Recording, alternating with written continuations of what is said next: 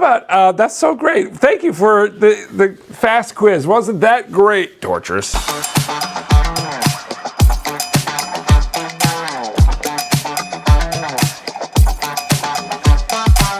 Welcome everybody to my Pastor Paul update. Look who my special guest is. My beautiful, gorgeous, wonderful wife, Ellie. In fact, she's so awesome, she's taken over the update today. It's the Pastor Ellie update.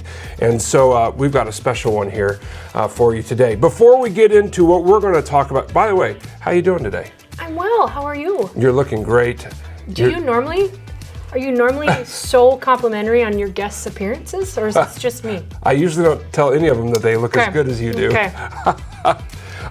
Before we do a fast quiz here, let me just share with everybody some things that are going on. Okay. This Sunday, we are outdoors for our 10 o'clock service. It's our first service. We're hoping that it won't rain, so that'll be great. We're all set for that. It's going to be wonderful. We've got the IF conference coming up, so you can check out information about that. As well as we're going to promote something this Sunday about baskets for parties, for neighborhood parties. And so we'll give you more information about that as well. But just a few things that are coming up. We're so excited. It's Mother's Day this Sunday. And so, yeah, very important day, guys. All right. So that's that. Hey, gals. Well, yeah, I mean, gals too. But Gals have mothers. That's a good point. Good point. You're going to find out that Ellie is always right. Okay, I'm ready. Well, thanks for joining me. You're welcome. So I don't actually have a fast take. I am calling this hot takes for a hot man. Oh. Okay, and that's trademarked. Okay. All right. Are you ready? I'm ready. So, all right, I'll give my answer and then I'll go buzz. Hot takes for a hot man. Okay, are you ready? Oh boy. Okay. What is the state bird of Texas?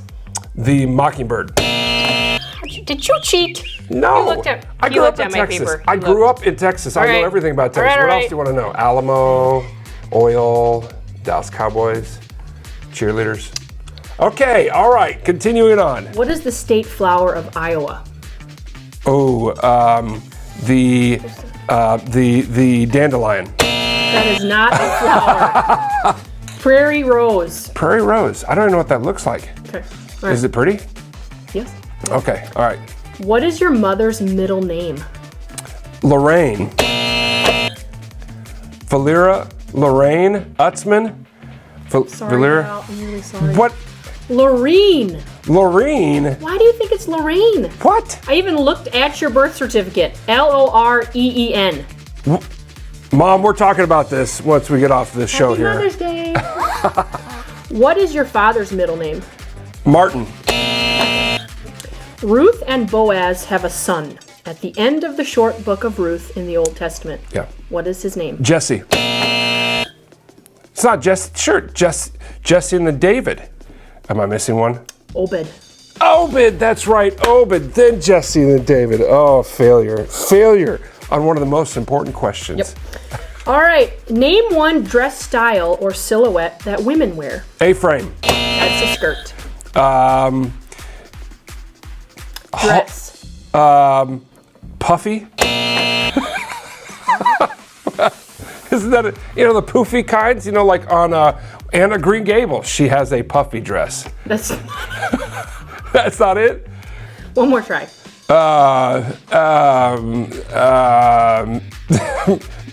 Mini skirt. That is a skirt. What? I don't know. Maxi, slip, sheath, shirt, shift, sundress, cocktail, ball gown, wrap dress.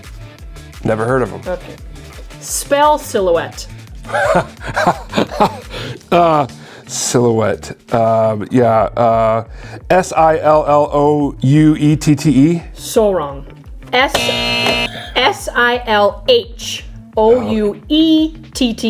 I was only off by one letter. I'm sorry, Val. I was Your only. son can't spell either.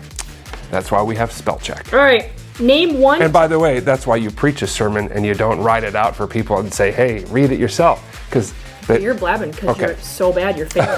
Okay. Name one type of fabric besides cotton. Denim. Pretty good. Thank you. Okay. Would you like another one? Polyester. Okay, I'm impressed. Spandex. Shut up. All right. In the Old Testament book of Esther, Yeah. the main character Esther has both a Persian name and a Jewish name. What is her Jewish name?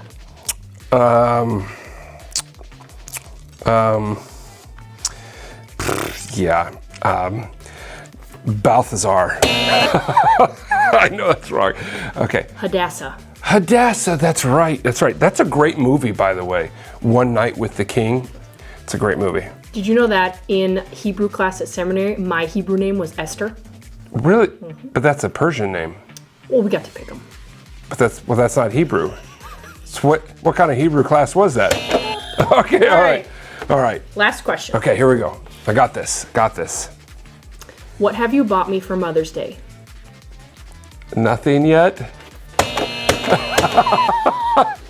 It's only, we're recording this, okay, on Wednesday. It comes out on Friday. It's only Wednesday.